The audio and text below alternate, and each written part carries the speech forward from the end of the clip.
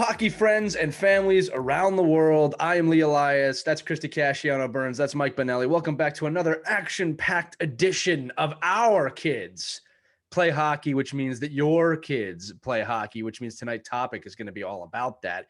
It's towards the end of the season, story to tell both of you. My son, who's an Adam, he's 7 years old, and the coach came up to me this week. He said, well, what's he doing next year? First time I've ever been asked that in my life as a hockey parent. And I said, well, what are our options? He goes, we can go up to Mite, can stay in Adams. We can see. So I'm completely confused for the first time in my life. I said, so do you think he's ready to go up to Mite? Being a typical good head coach, he goes, well, I don't know. That's not for me to evaluate. We'll have to see where he's at after the summer. So long story short, I signed him up for Mites because I can always drop him back down to Adams if he needs to. But it made me think of tonight's topic, which is what do you do when your kid is moving up to the next level? What's the process? What should my mindset be? If he's not AAA and he moves to B, or she moves to A and she was B, what do I do? I don't know. All I know is that I'm incredibly tired and exhausted, and it's adding a little bit of flair to me tonight for this episode. So we have our two experts here, as always. Mike Benelli is going to talk about this because he's a USA certified coach. He probably knows a lot about this. And then Christy and I are going to take the parental role because I really don't have a stake in this fight yet. Again, this really is my first time having to think about it. I obviously have my own experiences as players.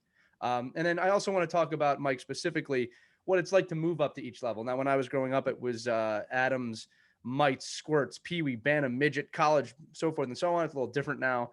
But we do know that hitting does not come into the game until the Bantam levels. So that's another thing to look out for. So I'm excited to talk to you both about this. So, Mike, let me just jump to you first here, right? Just the quick tips for the parents. Season's over. My kid's moving up to the next level. What do I do?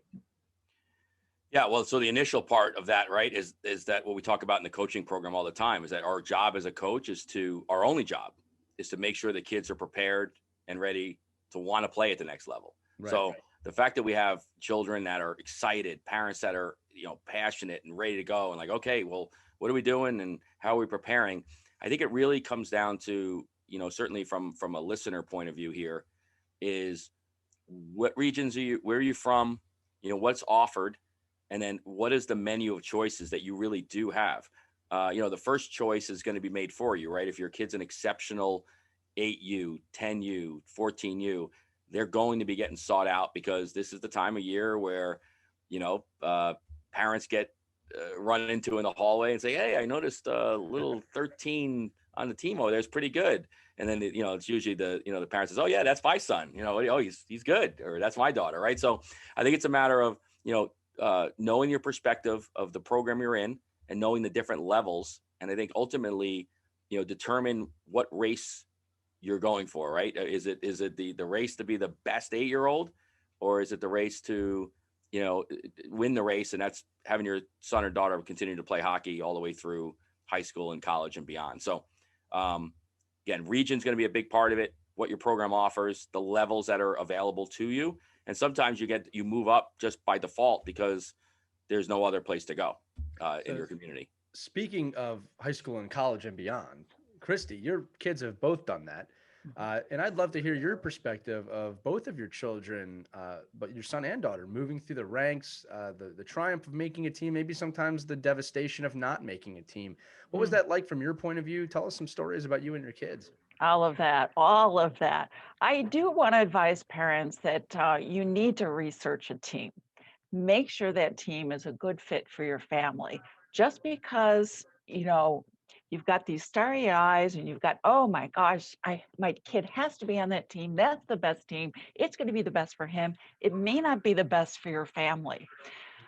Find out how much it's going to cost. Can you afford this team? Find out about travel. How much travel do you do? Are you okay with that? Is your family going to be split in different directions? Is this a team that goes to Canada? Is this a team that goes to Chicago? Is that in your budget? You really need to know these things before you sign on the dotted line. Right.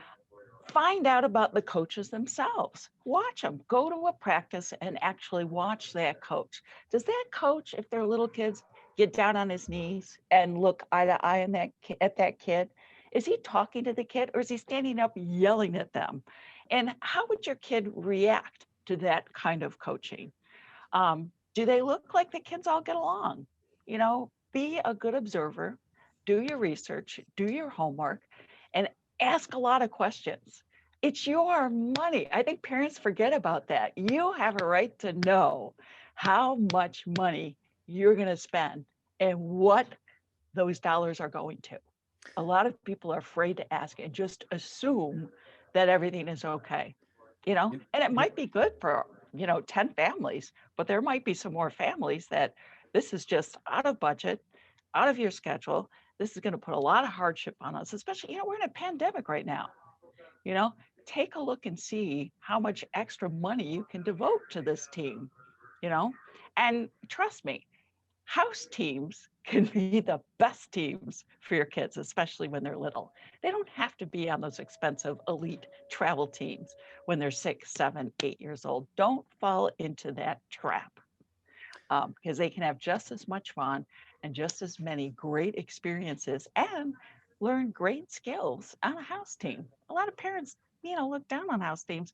I got to tell you, my kids had the best times on those house teams and advance their skills like incredible friendships and skills. And they got to be creative and they got to have fun. And that made them love the game of hockey. Christy, this is great because it brings a great segue into a story I wanted to tell everybody about my own development. And again, we're talking about the mid 90s till the turn of the century. Now, I said many times before on the show, I started hockey really late. I was actually 12 years old my first season. So my first season was already a last year Pee Wee, which is wonderful and devastating at the same time that I found the game late, but thank goodness I found the game. Right. So I remember my second year playing, I was a first year Bantam and I was playing on a Bantam B team. Okay. Keeping in mind, this is very early on in my hockey playing days. And that B team the next year was going to become a Bantam A team. All right. Now, it wasn't my skill level, but it was my knowledge of the game. I did not make that team. So all of my teammates moved up to the A level and I was kind of left in hiatus and I was offered a spot to be on the B team again, the Bantam B team as a second year Bantam. And I remember I was devastated. I was completely devastated with this decision. I didn't know what I did wrong. All the feelings you see your kid go through when they don't make the team they think they're supposed to make. Obviously, hindsight's 2020 on it now as an adult. But the most miraculous thing happened. And this is why you never know what is good or what is bad, right? You never know. I was put on this B team again. I was one of the older kids on the team at that point. And I had a unbelievable coach that year. His name was Fred Snickeris. I'll never forget this man. So this is my third year playing hockey. All right. And I'm probably about 14 years old. And Fred could see my skill. He knew it. He put me in a position where my skills were going to be used correctly. But he could also see that I had a massive gap in understanding the game. And I'm not talking about icing in the rules. I'm talking about just experience. Everybody had 6 years playing experience, wing, center, defense, everything. This guy took me aside before every practice, sat me down for an hour and would just teach me. I mean, the real definition of a coach. He never asked for anything in return, except for my best on the ice. He awarded me an A later in the season. It was a massive developmental season for me. Now, I never played on a B team again after that team. I moved up to A, double A, so forth and so on, college and beyond. There's no way I would have done that had I not been on that team again. So I want to tell that story because I know sometimes it can be devastating or even unfair, and it's probably not bad. I've seen kids screaming at head coach saying, "You've ruined my life." I've seen it, right? But I remember the devastation. I remember the car ride home after not making that team that year, crying in the car. I remember my father. There was nothing he could say, and he was feeling it too. I remember he told me, "When you hurt, I hurt," which I understand now as a father, right? But that turned out to be the best thing that could have happened. And I want to say this again. I stayed at a B level, right? And that's what jumped me up to the next level. So Christy, to your point about house leagues and money, this is what I'll say. For every kid that has all the money in the world, and God bless you, there's nothing wrong. There's nothing wrong with that if you're blessed that way, okay? And you can play on those elite teams and you go all the way. For every team that does that, every player that does that, there's a kid who has nothing that makes it as well. All right. And we see this in every sport. All right. My wife comes from nothing. She's a doctor. All right. It was the grit she learned on not having everything that got her there. So the point I'm trying to make is all the money in the world or none of the money in the world, it really has nothing to do with your ability to make it. It all comes from in here, your heart. Okay. If you want it enough, if your kid wants it enough, they'll make it happen no matter where they're playing. All right. I'm not trying to say go play B or drop a level. That's not my point. My point is it doesn't matter where you play. It's what you put into it. When I consult kids about college and graduate school, I tell them it's not where you go, it's what you put in.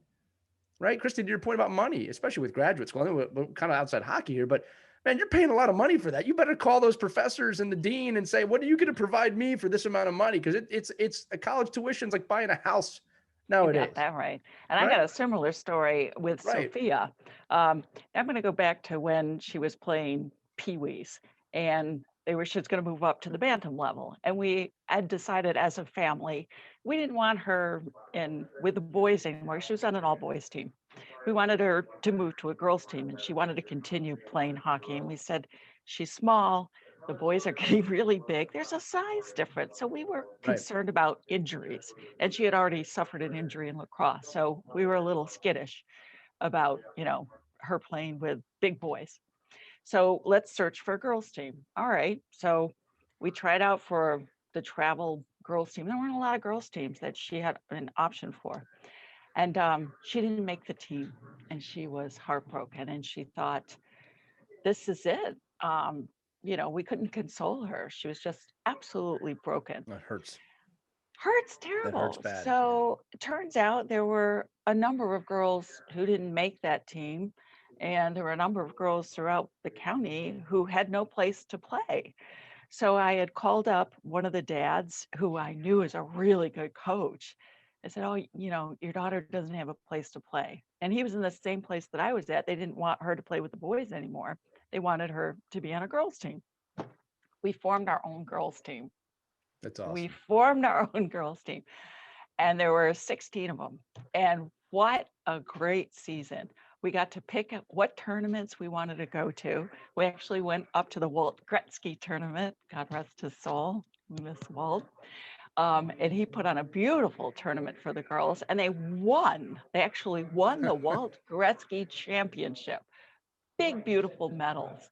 And to all of the coaches' credits, it was pretty much equal playing time. And our girls, they weren't good enough to make, at that time, the travel team. But boy, did they get creative, and everybody had a chance to play. And there was no one sitting on the bench. Every shift, every girl got a chance. And what that did for Sophia, I saw tremendous growth in her. She's something, as one of the hockey coaches says, we unleashed the Kraken. she developed this hard, incredible shot. She wasn't afraid. She wasn't timid. She got named captain.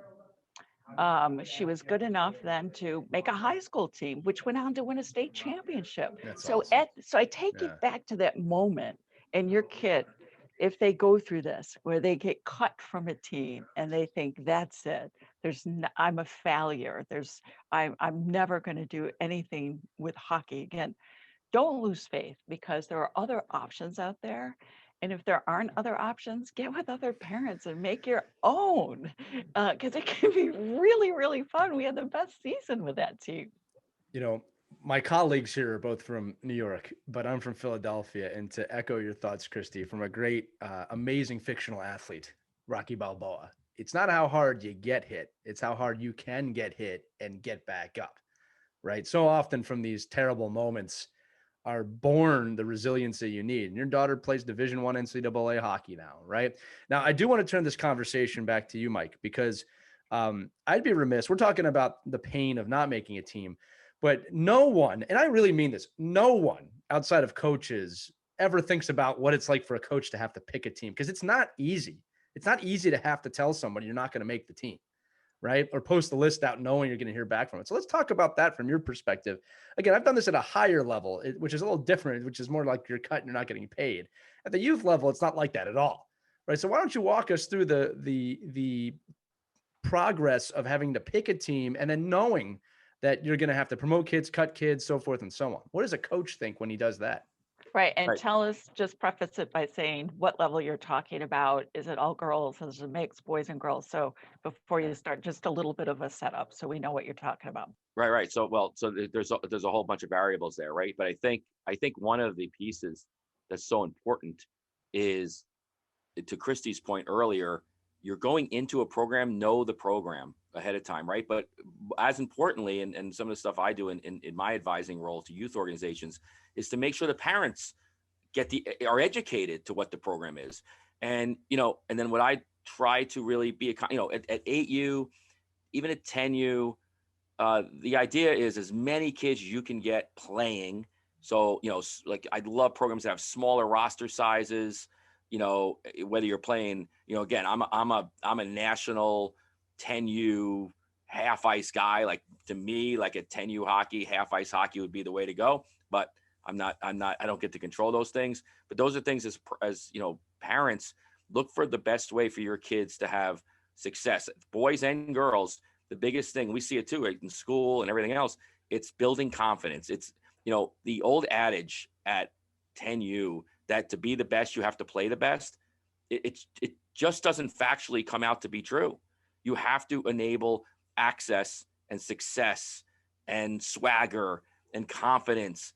And those are the kind of things that, that I look for in when we're advising programs on, moving up. Now, 12U, 14U, 15U, you start getting a little competitive.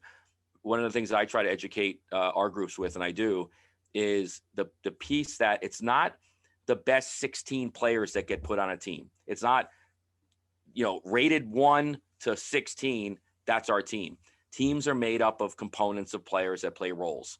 And I think a lot of us lose that in the youth hockey market today, because everybody thinks, well, my kid's, he's better than those 4 kids. Yeah, but we have 9 forwards, and he does not play D. Trust me, he does not play D. And me, I'm a positionless guy. Like, I want that youth player to play everything, but there are certain players that gravitate to certain roles. And I think, making sure that we're educating the parent and the parents are educating themselves on knowing that if I'm the 7th or 8th forward in the projection of a coach, I might want to go on the team that's lesser, and I want to be the 1st or 2nd forward, and I want the opportunity to shine and play and be a role player. Christy, your daughter's example is perfect. It's, yes, okay, say if she would have made that top team, she snuck on. She never would have gotten the opportunity to be a captain. Probably she never would have gotten the opportunity to develop her shot, because they'd be like, no, don't shoot it. Just get it off the glass and get it down the ice. Don't do anything that's going to hurt us, win or lose. And those are really important pieces on the tryout, the process of moving up. I'm so glad you said that, because she was able to get so creative in the way that she played. And I really think if she made that travel team, she would have sat on the bench a lot. Not that she wouldn't have gotten great coaching, I'm sure she would have, but I think she would have been timid. Right. And with this other team where all the girls were pretty much all the same level, there was no, hot shot, so to speak. Everybody was equal. That it gave them the confidence to be creative and to try things that they normally wouldn't do, and not be so restricted of, oh, what if I make a mistake? I'm so afraid of making a mistake. What will she think, or what would she think?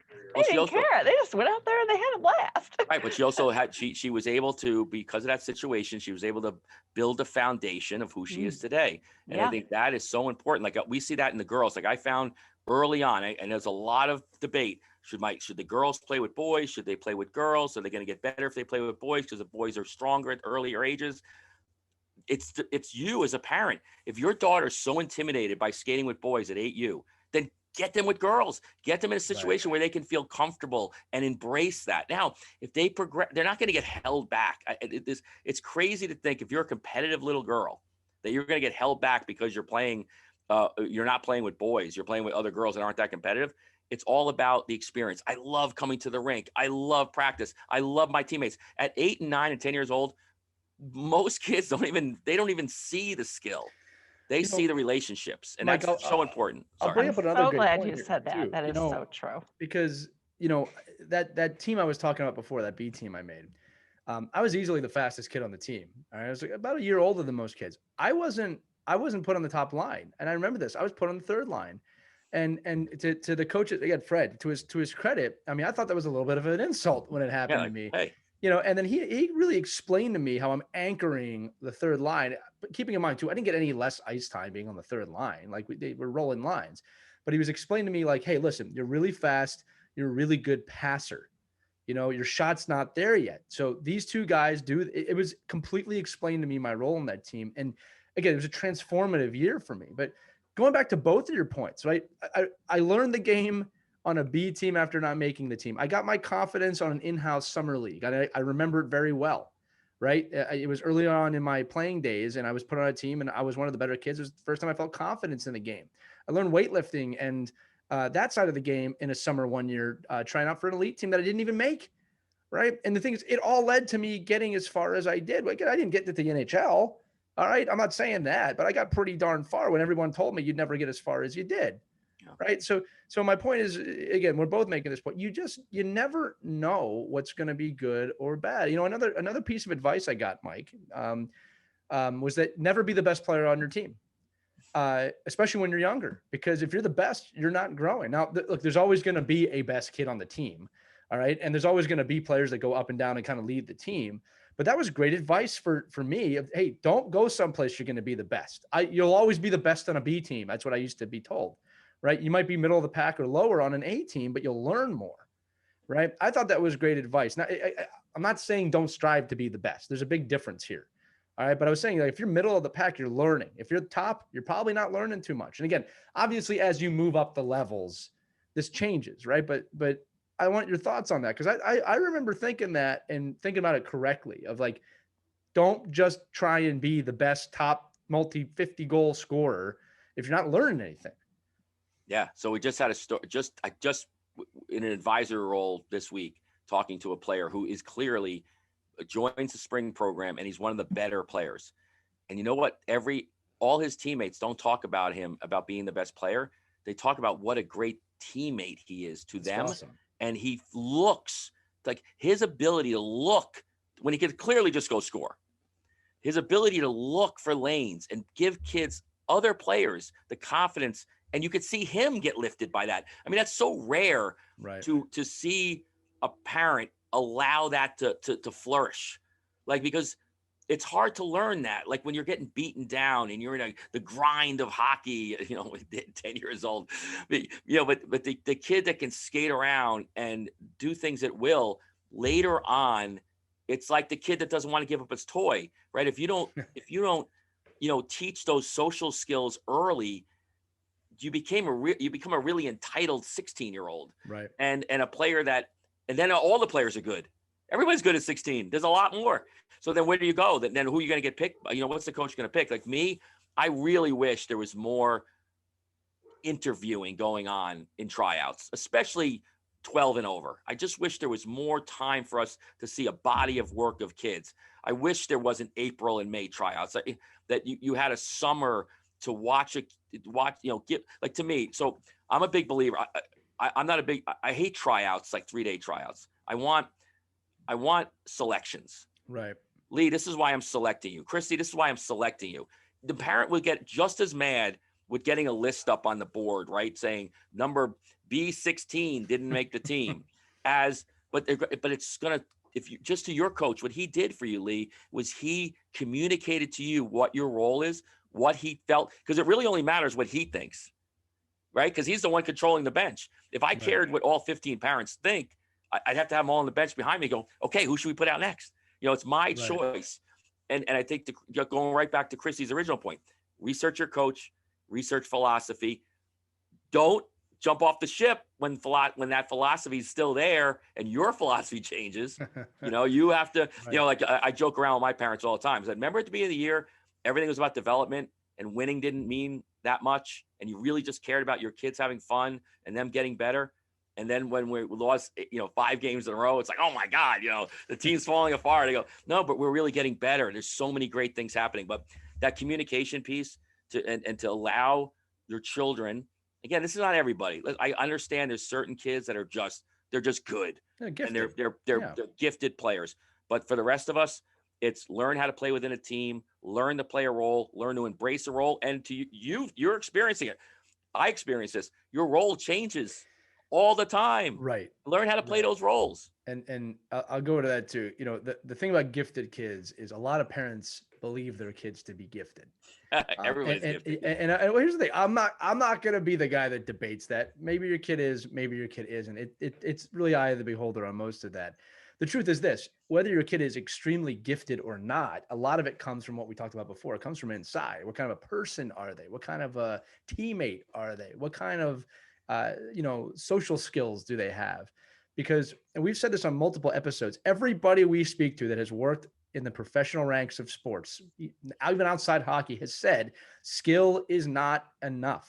It comes down to the whole person.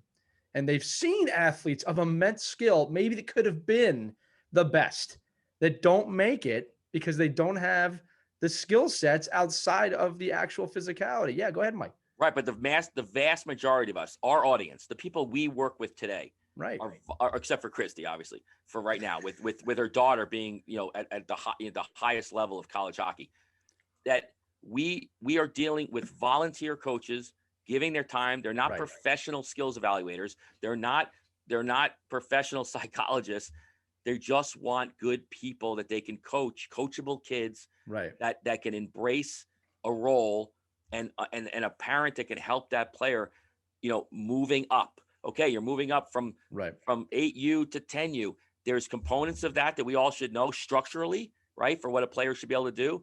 But there's also the maturity aspect. And is your kid ready? Is he, does he want to go on? Is he ready to deal with 16 tournaments and going to Toronto 5 times a year? Exhausting. Or does he want to be home with his friends? And will that give him the opportunity to be better at the end of the race? Right. You really need to know your kid. You're right. You need to know your kid, what they're capable of. And just because you want it for your kid, don't force your own wills what do they on want? them. Let them take the lead in that. You absolutely know. If you're burning your kid out and you're pushing them in the wrong direction just because you want to see it, then you need to pull back, And I try to listen. Like I know we just this weekend, my little guy, my 7-year-old was, gets off the ice, is all upset. I can't, and it's like not a tryout, but an evaluation. He goes, I can't believe I lost to some 4-year-old 3 times on the faceoffs.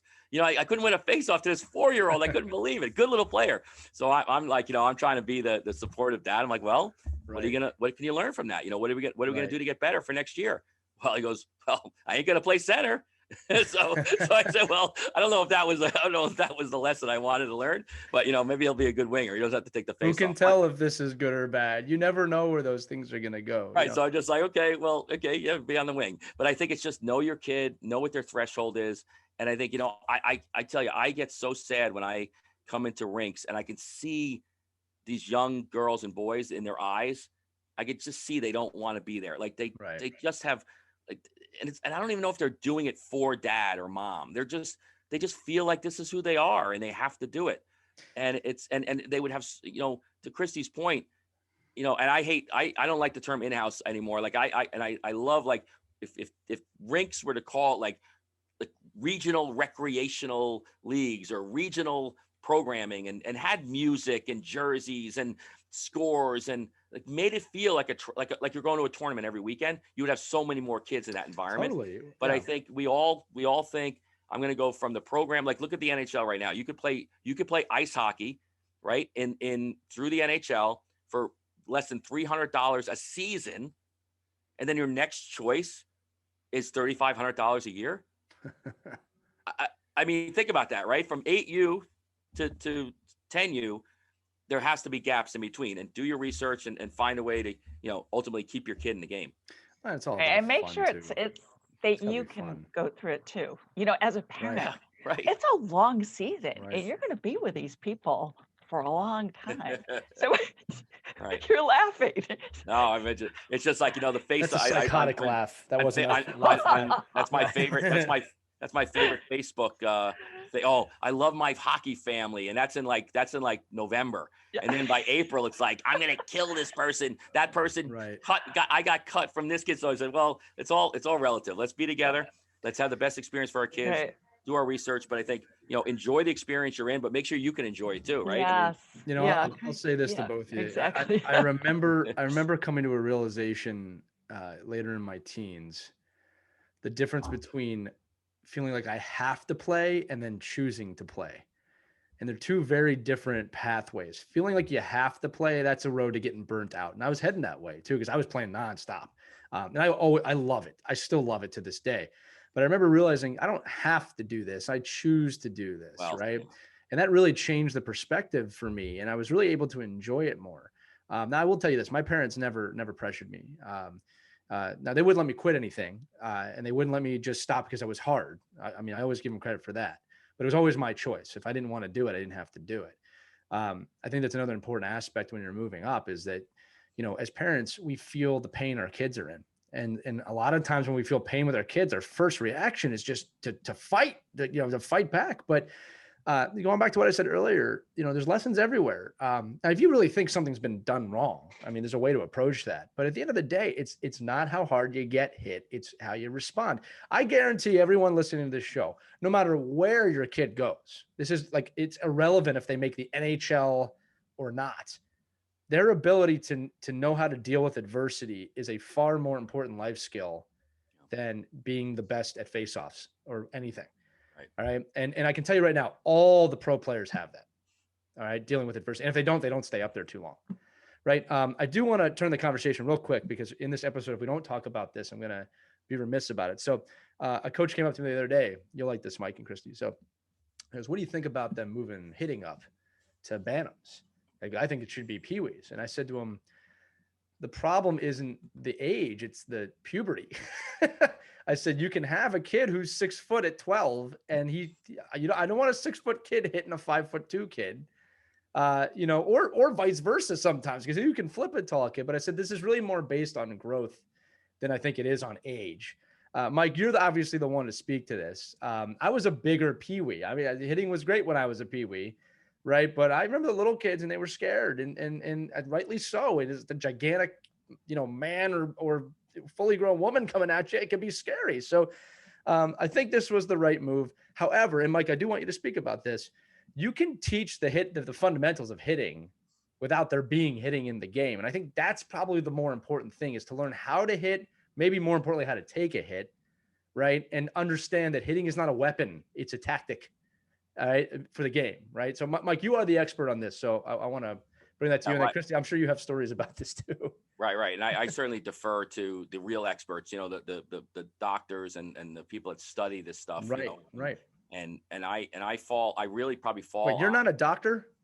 No, I went to school for a long time, but for some reason I didn't get a PhD. This show's done. Everybody thought you were a doctor. I'm leaving. But I play one in this episode today. There you go. I think for me, I think that the terminology and USA Hockey, I think has done a poor job of the verbiage on this. And it's because body contact is actually a huge staple and a piece of the teaching components from the day you step on the ice all the way through hockey. Right. And I think it's the coach's ability to understand there is a difference between body contact and body positioning and the blow up check. Right. And I think that's where we don't do a good job as coaches teaching the body contact part to eliminate the need for even checking to even happen. Because, even when I coached at the college level, there was 2 reasons to check: separate the person from the puck or intimidate the other player. Only 2 reasons. There was no other reason. Like, why else would you blow somebody up at the blue line? To change the momentum of a game. Well, that doesn't exist. But body contact and check. The last, my work I've done with the NWHL with the professional women, there's more body contact going on in any game that I see at any level. And because they know how to use their bodies. Just to give context. So there is no checking in professional women's hockey, but there is body contact. You can look up the differences of that at home, but it's a great point Mike's making, because they can't do actual hitting. They found a different way to bring the physical component into the game. And I've seen those games, Mike, and you're right. It is physical. Well, it's know how to move your body, knowing how to move your breezers, knowing how to, position your arms and your head and positioning along the boards. It's a whole different mindset when you teach body contact and puck protection and spatial awareness than it is to say, okay, this person's skating down at you and you're going to do everything you can to put your body on them. And you're not going to learn about angling. You're not going to learn about gapping. You're not going to learn about influencing their direction. We don't do enough of that at the youth level. And that's all we should be doing at 8U and 6U is angling, body position, creating, dictating where the player goes so that we can get the puck back. And I think that's where, and that's really hard when all of a sudden, and you have a 12U player jumps up in the 14U. And listen, this is one of the reasons, like, we chose as a family to have our son go to a year of birth program, which we didn't talk about. Some programs, go major minor, so that when you jump up to 14U, you can go to 14U minor or 14U major. So now you're not playing with kids, at 14U, you might be playing with kids that are just turning 15 against kids that are just turning 13. Right. So you talk about the difference in their body structure and their size and their physicality and their maturity. That's why I think, for a lot of people, that year of birth designation is so good for the growth of their player, because now it at least levels the playing field to a bit where every kid in that age group is in the same year of birth. Right. And then, and then really the biggest thing, and Christy can speak to this certainly from both perspectives, but really seeing the highest level of women's hockey right now, that the emphasis on body contact over checking is really the way that we can eliminate the kind of checks we've seen recently at the NHL level, where you're just ending people's careers for no reason at all. I agree. Imagine that, and being able to learn from the women's game, which is something we could do. Just wanted to say that. And they skate with such finesse. It's just so much skill. I just love watching the women play hockey. And yes, they fight. They fight. They're hockey players. I think the first game where my son, it's hard to watch. The first time you watch your kid in a game where checking is allowed. And the boys just kind of like, they were just going crazy with it. Okay. Like, oh, wow, we can check. So here's my son's team up against kind of an elite travel team. He was a travel team, but not quite as elite as the team that we're playing. And my boy's getting through it. There's some little checks, and every time I can remember just watching with my eyes wide shut. Just it was, and I'm like grabbing the mom next to me. I'm like, oh, every hit, every check, and the boy goes down. And there was this one check my son got. He was flattened like a pancake. I didn't think he was getting it out. I'm sure he's gonna love to hear you say that, Christy. I stopped breathing, and then I'm like, I got that kid's number. Who is that kid? Who just? You take it personally. You know who it was? It was Al Tuck. Oh, yeah, there you go. Yeah, Al Tuck from the Vegas Golden Knights fame now. So when I saw Al a couple of years ago, came into town, I said, hi, Mrs. Burns. How are you? Nice to see you. Going, oh, yeah.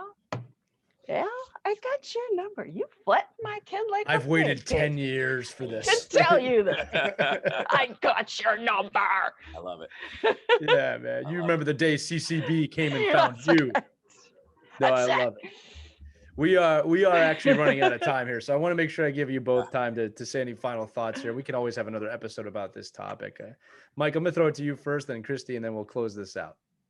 Yeah, I just think overall, just in this time of year at the end of the season, and your son or daughter is, moving up, just love the fact that they're moving up and they want to keep playing, and, find that right program that's going to fit their personality, your family needs, your financial situation, and ultimately find somebody that really loves working with your kids and, wants to be out there and give them the best experience they can. It's wonderful. Yeah. I like to say, do your homework on your team. Make sure it's a good fit for your family and for your kid. And don't be afraid to ask questions. I mean, have a one-on-one with a coach. Say, hey, my kid doesn't respond well to a lot of yelling. What is your philosophy? I mean, are you a yeller on the bench? Okay, find out. Find out if they're going to mesh with your kid, if your kid's going to gel, and see if your kid wants to be on the team. Ask them. Don't say you're going to be on this team because your career depends on it and you're never going to go anywhere unless you get on this team. My value for you is based on what team you make. That's I got that the other day. I said, hey, spring starting up on this date, we got to go. He goes, who told you I wanted to play spring? I go, I assumed we were going to play spring. Maybe I should ask. Ask your kids. Yes, next time. I agree. That's a great piece of advice.